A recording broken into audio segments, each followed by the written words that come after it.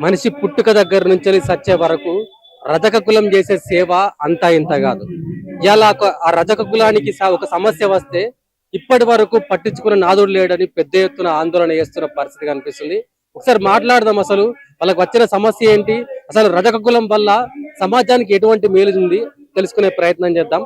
అన్న, ఏంటి అసలు రజక కులం యొక్క గొప్పతనం ఏంటి, రజక కులం వల్ల సమాజానికి ఎటువంటి సమాజ వ్యవస్థ జరుగుతుంది అసలు? రజక కులానికి ఉన్న గొప్ప స్ఫూర్తి ఏంటిదంటే సేవ. పుట్టుకలోనే సేవ ఉంటుంది. మాకు అనాది కాలం నుండి, ఇప్పుడు కాదు, మనిషి నేల మీదకి వచ్చిన కాలం నుండి దేవతల పురాణంలో కూడా మాది చరిత్రలో ఉన్నాం. మేము చెప్పుకోవడం కాదు, నేనైతే దేవుడిని నమ్మను, కానీ ఆ దేవతల కాలంలో కూడా రజకుల సేవలు ఉన్నాయి. అంటే దేవతల వస్త్రాలు కూడా నా మడేల్ మహారాజు అంటే ఆయన పిండి అనేది నా పురాణం చెప్తుంది. ఒక చాకలి పురాణంలో, మడేల్ మహారాజు పురాణంలో మా కుల చరిత్ర గొప్పగా ఉన్నది. ఇప్పుడు మనుషులు ఈ సమాజంలో ఇంత ఆధునిక, ఇంత ఇంటర్నెట్ ప్రపంచంలో మనం వచ్చినాం కాబట్టి ఇంకా కుల వృత్తిని చేసుకుంటూ పొద్దున్న నుంచి సాయంకాలం వేరే ఇంటింటికి పోయి, అన్న మా కులంలో చాలా ఎంత గొప్పతనం ఉంటుంది అంటే, మీరు ఒకసారి చూడండి. మీరు విలేజ్లలో పోయినప్పుడు పొద్దున 6 నుంచి 8 గంటల వరకు మూటలు పోతా ఉంటాయి. చాకలి నా తల్లులు, నా ఆడబిడ్డలు ఇంటికి 10 ఇళ్ళకు పోయి బట్టలు వసూలు చేసి ఒక మూట నెత్తి మీద మైలా బట్టలు, మురికి బట్టలు, కక్కిన రోగం వచ్చిన రకరకాల బట్టలు ఉంటాయి. మీకు ఒక మాట చెప్తా, చిన్న పిల్లాడు దొడ్డికి పోయిన షెడ్డి కూడా ఆ తండ్రి ఇట్లా ఎడమ చేత కూడా ముట్టుకోడు, కట్టెపుల తీసుకుపోయి ఆ బట్టలలో ఎత్తాడు. ఆ ఏరిగిన బట్టలు కూడా మేము 2 చేతుల బిండుతాం, ఇట్లా వంగి ఇట్లా బిండుతా అంటాం.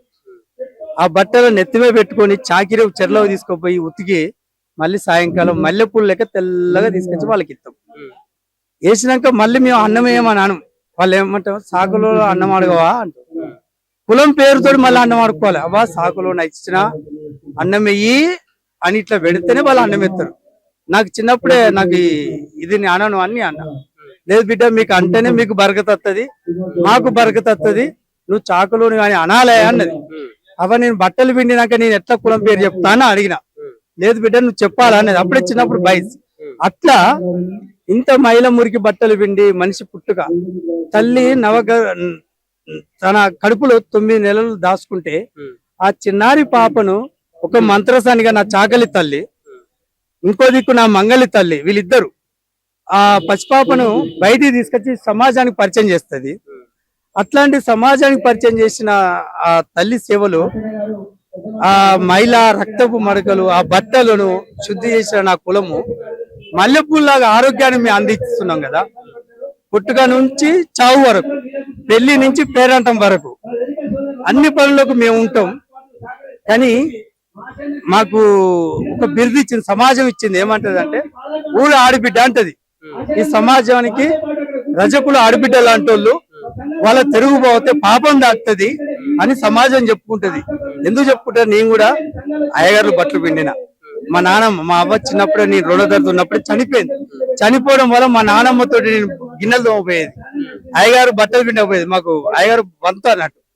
బట్టలు పిండుతుంటే అయ్యగారు అమ్మ అనేది, మడేలయ్యా అనేది నన్ను మడేలని పిలిచింది. ఒక బాపన్నోళ్ళు అయినా కూడా అయ్యగారులు కూడా వాళ్ళు మమ్మల్ని మడేలు మహారాజు అని పిలిచేది. మడేలు అంటే మా పురాణంలో మా దేవుడు.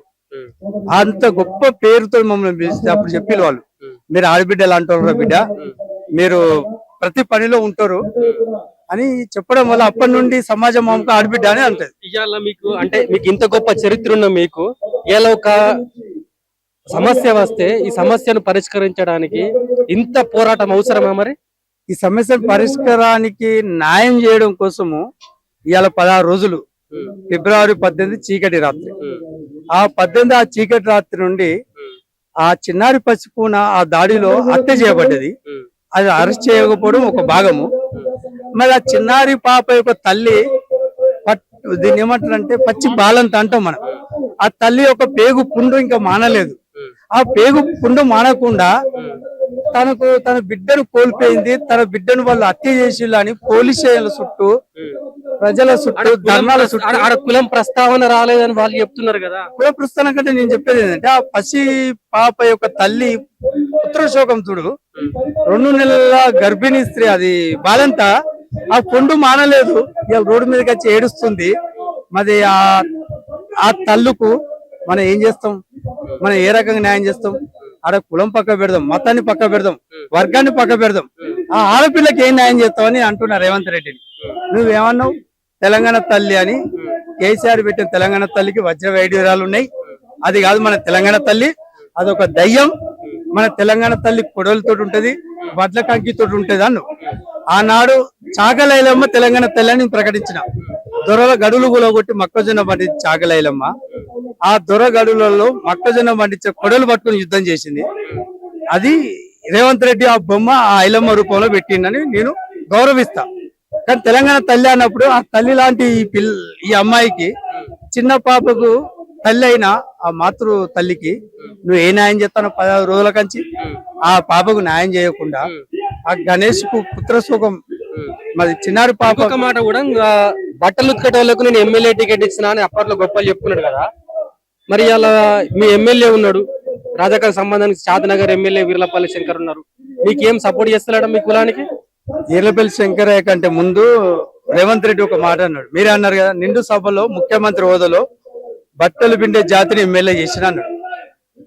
నేనేమంటున్నది, ఆ తెలంగాణ భాషలో ఒక అసభ్యకరమైన పదం, తెలంగాణ భాషలో చెప్పదలుచుకున్నాను.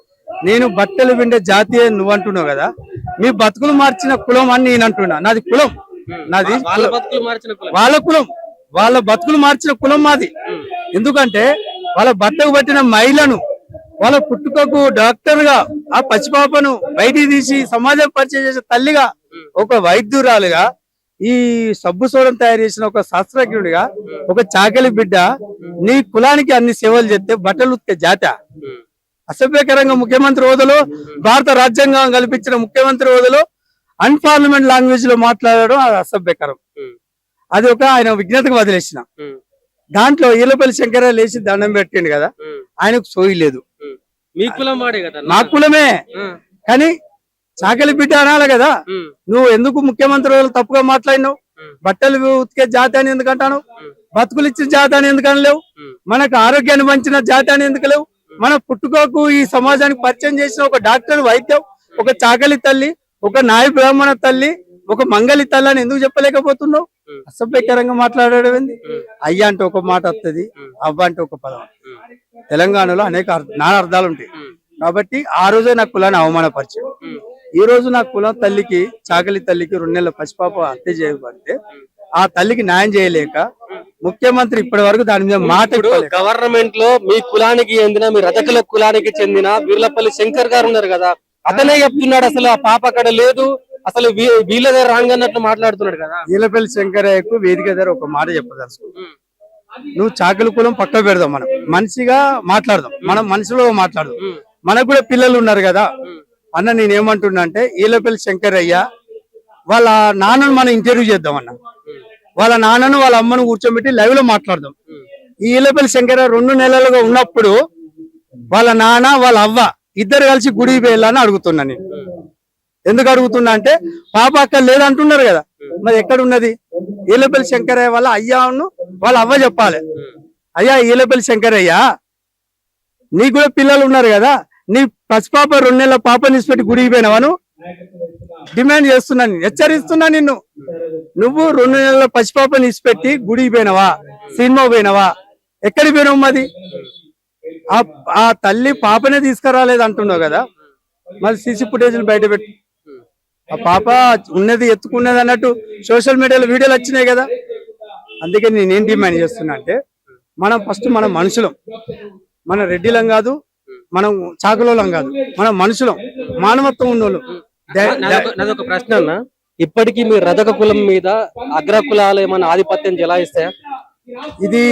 దీనికి నిదర్శనం ఇది ఒకటి. అదే రకంగా చాలా గ్రామాలలో కుల బహిష్కరణ జరుగుతున్నాయి మా రజకులకు.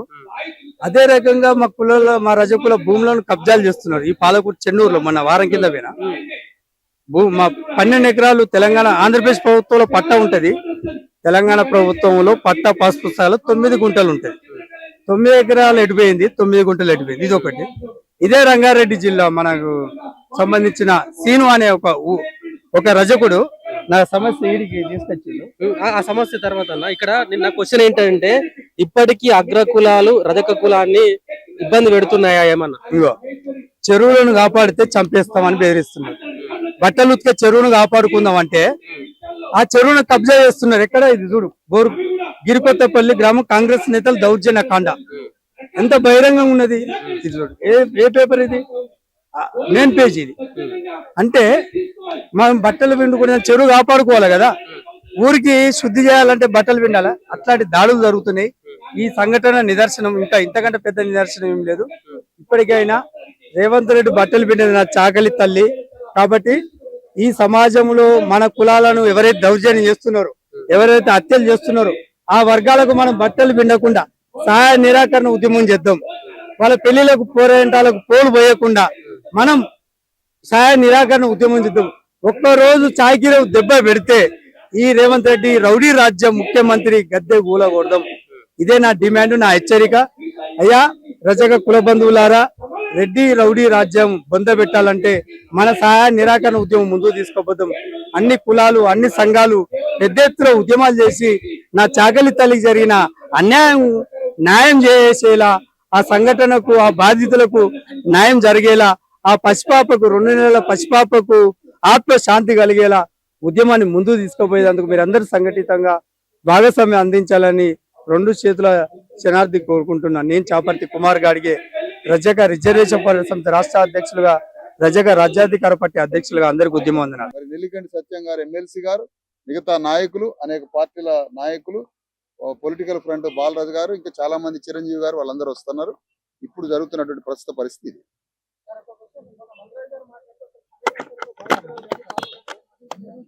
మల్లు రవి పాప లేదని అనలేదు ఎక్కడ, పోలీసు కూడా ఎక్కడ అనలే.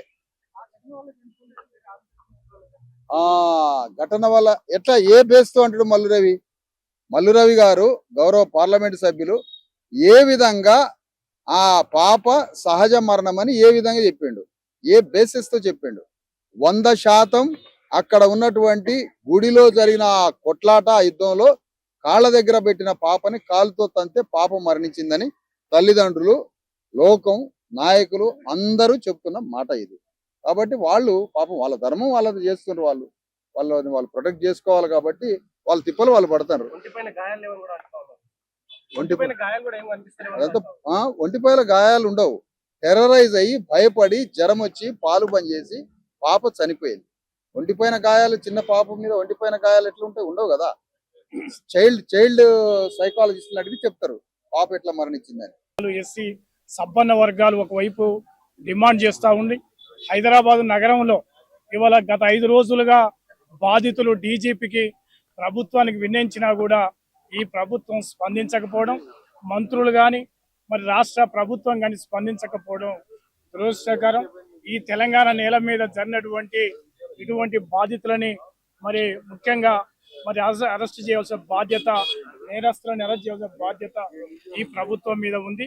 ఈ రకంగా నేరస్తులను ఎన్నికేసుకొస్తే ఈ ప్రభుత్వం, గత ప్రభుత్వాలు మరి అనేక సందర్భాల్లో బీసీల మీద, ఎస్సీల మీద దాడులు చేసినప్పుడు జరిగినటువంటి సందర్భాన్ని గుర్తు చేస్తూ మూల్యం చెల్లించుకోక తప్పదు. అందువల్ల ఇప్పటికైనా ఈ ప్రభుత్వం స్పందించి న్యాయ విచారణ జరపాలి. ఎందుకంటే ఇదేదో ఎక్కడో జరగలేదు, ఒక గుడిలో వేలాది మంది, చాలా మంది ముందులో జరిగినటువంటి ఘటన. ఈ ఘటనని మసిపూసి మాడికాయ చేసే విధంగా కాకుండా మరి తప్పకుండా నిందితులను అరెస్ట్ చేయాలి. దీన్ని ప్రభుత్వం బాధ్యత వహించాలని ఈ సందర్భంగా డిమాండ్ చేస్తూ బాధితులకు న్యాయం చేయాలని సిపిఐ పార్టీ పక్షంగా డిమాండ్ చేస్తా ఉన్నారు. ఆల్రెడీ దీని మీద ప్రభుత్వం ఒక క్లారిటీ ఇచ్చింది. అక్కడ ఆ పాప లేనే లేదు ఆ ఘటనలో అని చెప్పేసి స్టేట్మెంట్ కూడా ఇచ్చారు. మళ్ళీ మీ పోరాటం ఎందుకు? ఇంకా ఏదైతే రెడ్ల అహంకారానికి బలైపోతున్న మా జాతి, చిన్న జాతిలో అక్కడ వాళ్ళు ఇచ్చినటువంటి స్టేట్మెంట్ వీడియోలు బయటకు వచ్చినాయి. కళ్ళ ముందట నిజాలు కనిపిస్తున్నాయి. అయినా ఆ నిజాలని కప్పిపుచ్చడానికి ఏదే వీళ్ళు చేస్తున్నటువంటి కుట్రే తప్పితే దాంట్లో ఎలాంటి ఇది లేదు. ఇంకొకటి ఏంటంటే, నిజంగా పాపే లేకపోతే ఒకసారి ఒక్కొక్క విధంగా స్టేట్మెంట్ ఇస్తున్నారు. అది వాళ్ళ అర్హతకు మించి, లోబడి మించి. ఎందుకంటే వాళ్ళు ఇచ్చే స్టేట్మెంట్ ఎట్లా ఉన్నాయంటే, ఆ పాప లేదని అనడం కరెక్ట్ కాదు. ఎందుకంటే అంతకుముందు లేదని చెప్పారు, వీడియో రిలీజ్ అయిన తర్వాత లేదు అప్పుడే వచ్చారని చెప్పారు. కానీ అది ఇష్యూ అది కాదు. అక్కడ పాప ఉన్నదా లేదా క్లారిటీ. కళ్ళ ముందు నిజాలు కనిపిస్తున్నా కూడా వీళ్ళకి ఎందుకు అర్థం కావట్లేదు అన్నది అర్థం కావట్లేదు. దీన్ని వాళ్ళని కాపాడడానికి చేస్తున్నటువంటి కుట్ర తప్పితే దోషులని శిక్షించడానికి కాదు. సమాజంలో మనకు అన్యాయం జరిగితే మనం న్యాయం కావాలనేది పోలీస్ స్టేషన్లకు వెళ్తాం. అక్కడ ఉన్న పోలీస్ వ్యవస్థని అలా వ్యవహరిస్తున్నప్పుడు మనం ఎవరి దగ్గరికి వెళ్ళాలి? అందు గురించే దాంట్లో భాగమే ఈ రోజు ఇక్కడ నిజా నిర్ధారణ కమిటీ ఏర్పాటు చేసిర్రు. బాధిత అంటే ఏదైతే ఆ గ్రామం ఉందో ఆ గ్రామంలోకి వెళ్లి ప్రతి వ్యక్తితో మాట్లాడి తెలుసుకునే ప్రయత్నం చేసిర్రు. అక్కడ అసలు వీళ్ళదే తప్ప అని అక్కడ చిత్రీకరించేటట్లు నాగర్ కర్నూలు ఎంపీ మల్లురవి గారు గాని ఎమ్మెల్యే గారు గాని ఎవరు చెప్పినారు కదా. అయితే విషయం ఏంటంటే ఇదొకటి అర్థం చేసుకోవాలి. నిజ నిర్ధారణ కమిటీ ఎవరిని ఆశ్రయించాలి? ఫస్ట్ బాధితులను ఆశ్రయించాలి. కానీ ఇక్కడ బాధితులను ఎవరు ఆశ్రయించాలి? ఇక్కడ అందుబాటులో లేరు, బాధితులు కలవడానికి లేదు. అది తప్పది. బాధితులు అందుబాటులో ఉన్నారు, వాళ్ళు ఎక్కడ ఉన్నారో చెప్పాము. ప్రయత్నం చేస్తున్నారని వాళ్ళే చెప్పారు కదా. అట్లాంటప్పుడు మల్లురావు గారు వచ్చి బాధితులను పరామర్శించాడు కదా. మల్లురావు వచ్చి బాధితులను చూశాడు, మాట్లాడాడు వాళ్ళతో. కానీ ఇక్కడ మాట్లాడిన తర్వాత అక్కడికి వెళ్ళి మళ్ళీ వాళ్ళతో రెడ్లతో కూర్చొని ప్రెస్ మీట్ పెట్టడమే బాధాకరం. ఎందుకంటే మనం ఎన్నుకున్నటువంటి ప్రజాప్రతినిధులు మన బీసీ ఎస్సీ ఎస్టీ మైనార్టీకి వాళ్ళకు అండగా నిలుస్తారని అనుకుంటే రెడ్ల పోకడకు వాళ్ళ పార్టీ తొత్తులకు బానిసలైపోయారు. వీళ్ళు బానిస అయ్యే వ్యతిరేకంగా మాట్లాడుతున్నారు. కానీ ఇక్కడ బాధితులను పరామర్శించకుండా, బాధితులను ఏమైంది ఏం జరిగిందని తెలియకుండా అక్కడ ఉన్నటువంటి కుమ్మర గ్రామంలో ఉన్నటువంటి 70-80% రెడ్లు ఉన్నటువంటి గ్రామం అది. ఆ గ్రామంలో వాళ్ళను పెట్టి వాళ్ళ మధ్యలో ఒక బీసీ నాయకుని పెట్టి మాట్లాడించడం అది కరెక్ట్ కాదు. కుల అహంకారం అంటున్నారు, కానీ అక్కడ కులం ప్రస్తావనే రాలేదని చెప్పేసి వాళ్ళు చెప్తున్నారు. ఎవరు రాలేదు? ఇప్పుడు మా కమ్యూనిటీ ఉంది, మీ రజకులం, మా రజకులకు అన్యాయం జరిగింది, మా రజకుల పైన మా రజకుల ఎమ్మెల్యేనే తీసుకొచ్చి కదా మాట్లాడించింది. అసలు నేను అదే అంటున్నాను, ఈ వీర్లపల్లి శంకర్ సిగ్గు శరం లజ్జ ఉంటే మన కమ్యూనిటీని వచ్చి పరామర్శించాలి కదా. అమ్మ నీకు ఏం జరిగింది, ఏం కథ అనేది మాట్లాడాలి. నేను అదే చెప్తున్నాను, మేము అదే ఖండిస్తున్నాము. వీర్లపల్లి శంకర్ అనేటోడు రజక జాతికి సంబంధించిన వ్యక్తి కాదు. మేము గతంలో చెప్పినాం, మళ్ళీ కూడా చెప్తున్నాం. వీర్లపల్లి శంకర్ రెడ్డి, చాకలి కాదు అతను. ఈ 33 జిల్లాలలో వీర్లపల్లి శంకర్ రజక కులం పేరు చెప్పుకుని ఎక్కడ తిరిగినా కూడా బేషరతుగా తనను బహిష్కరించడము, జాతి పేరు చెప్పుకొని ఎక్కడ ఉన్నా కూడా సహించేది లేదు. బేషరతుగా చెప్తున్నాం ఈ మీడియా ముఖంగా. వీర్లపల్లి శంకర్ అనేటోని తన ఏళ్ళు తన కంట్లో ఓడ్చుకున్నాడు. రెడ్ల ఏమంటారు రాజకీయం ఇది. చేయలేదు, చెయ్యను కూడా అనుకుంటున్నాం. మేమైతే చేసేవాడైతే మీడియా ముందుకు వచ్చి సరే ఏం జరిగిందో క్షమాపణ చెప్పి తను వచ్చి మాతో జాయిన్ అయ్యేవాడు. కులంకుశంగా చెప్పిండు అంటే తప్పు వీలేదే అని చెప్పేసి అంటున్నాడు కదా. అదే కదా, తప్పు వీలేదంటే ఎవరిది ఇక్కడ? రజకుల్లా లేకపోతే రెడ్లదా? అది క్లారిటీ ఇవ్వను. రెడ్లదంటే నువ్వు పార్టీ ఉండొచ్చు, పార్టీ ఏదైనా ఉండొచ్చు, సంబంధం లేదు. కానీ జాతికి అన్యాయం జరిగినప్పుడు నువ్వు జాతి వైపు నిలబడాలి. ఎక్కడ నిలబడవు? న్యాయమా అన్యాయం అనేది జాతి వైపు నిలబడి కొట్లాడు. నిజాలు తెలిసిన కోర్టులు ఉన్నాయి, సుప్రీం కోర్టులు ఉన్నాయి, ఆ పైన హ్యూమన్ రైట్స్ ఉన్నాయి, అన్ని ఉన్నాయి, అవి చూస్తాయి. కానీ ఈ రోజు హ్యూమన్ రైట్స్ కూడా ఏదైతే గవర్నమెంట్ ఉందో గవర్నమెంట్ కి ఒత్తాసు పలుకుతున్నాయి కదా. ఇంకెవరిని పట్టుకోవాలి మాట్లాడాలి మన న్యాయం. దాని అందు గురించే రోడ్ పైకి రావడం జరుగుతుంది. అంటే ఇక్కడ ఉన్న గణేష్, మీ రజక కులానికి ఏందన్న గణేషే మొదటగా రెడ్ల పైన దాడి చేసిందనే ప్రస్తావన ఎక్కువ వస్తుంది, నిజమేనా? అది లేదు, దాన్ని మేమైతే ఖండిస్తున్నాము. ఆ అబ్బాయిని 100 రూపాయల టికెట్ గురించి మాట్లాడడం వల్ల నువ్వేంటి మమ్మల్ని క్వశ్చన్ చేస్తావు? నువ్వు ఒక రజకునివి, నువ్వు గుళ్ళకి నీకు రావడానికే అర్హత లేదనేసి వాళ్ళు ఖండించడం జరిగింది. ఖండిస్తూ ఉన్నప్పుడు తరుణంలో ఇతనుండి నేను గుళ్ళకి ఎందుకు రావద్దు? చాకలోలు కదా గుడికి సున్నాలేసేది, చాకలోలు కదా ఎట్టి చాకరీ చేసేది. నీకు ఇంట్లో నువ్వు పుట్టిన కాంచెల్లి చనిపోయేంత వరకు సేవ చేసే జాతి ఏదైనా ఉంది అంటే అది గొప్ప జాతి, మా జాతి. మేము కదా దేవుడికి దగ్గరుండి సున్నాలేసి అన్ని చేసేది. మేమెందుకు రాకూడదు? ఎక్కడున్నది ఈ సమాజం? క్వశ్చన్ ఆన్సర్ వాళ్ళని ప్రశ్నించడం వల్లనేనా అతని టెంకాయల గొడవను తీసుకెళ్లి కొట్టడం వల్లనే కదా ఇదంతా జరిగింది. వీళ్ళు కొట్టడం వల్ల అక్కడ ఉన్నటువంటి ఎస్ఐ గాని సిఐ గాని వీళ్ళంతా రెడ్లు కాబట్టి రెడ్డిస్ ఇచ్చిన పిటిషన్ తీసుకున్నారు. వీళ్ళు దెబ్బలు దాకి వర్రో మాకు దెబ్బ దాకిందిరా బాబు మాకు న్యాయం చేయండి అని అక్కడికి వస్తే వాళ్ళని ఎందుకు వీళ్ళు పిటిషన్ తీసుకోవట్లేదు? వాళ్ళకెందుకు మాట్లాడట్లేదు? ఎవరైనా న్యాయం జరిగింది అన్యాయం జరిగింది అన్న కాడ నిలదీస్తాం, పోలీసు వాళ్ళకి చెప్పుకుంటే పిటిషన్ ఇస్తాం. వాళ్ళకు పిటిషన్ తీసుకొని కేసు దెబ్బలు తిన్నోడి మీద పెట్టారు, కానీ దెబ్బలు తినకుండా ఉన్నోడి మీద మాత్రం కేసులు పెట్టలేదు. నడుస్తుందా కుల దురహంకారం నడుస్తుందంటారా? ఇంకా 100% ఇదొక్కటే కాదు రజకుల మీద దగ్గర ఈ తెలంగాణ స్టేట్ డివైడ్ అయిన కాంచెల్లి చాలా విషయాలు జరిగినాయి, కానీ ఎక్కడ కూడా చెప్పుకోవడానికి మాకంటూ ఒక ప్లాట్ఫామ్ లేదు. మేము ఎవరితో చెప్పుకోవాలనే ఒక సందిగ్ధంలో మా జాతి ఉండిపోయింది. అందు గురించే మేము చెప్తున్నాం, మా రజకులైనా సరే ఇతర పార్టీలలో ఉన్నటువంటి మా రజకులకు అందరికీ మేము పేరు పేరుని చెప్తున్నాము, దయచేసి పార్టీలకు అతీతంగా జాతి గురించి ముందుకు రండి, స్వచ్ఛందంగా పోరాడదాం, మన జాతి పవర్ ఏందో చూపిద్దాం, మన వాళ్ళకి ఎక్కడ అన్యాయం జరిగినా మనం ఉన్నామనే భరోసా కల్పించడానికి మేము ముందుంటాం అనేది చెప్తున్నాం.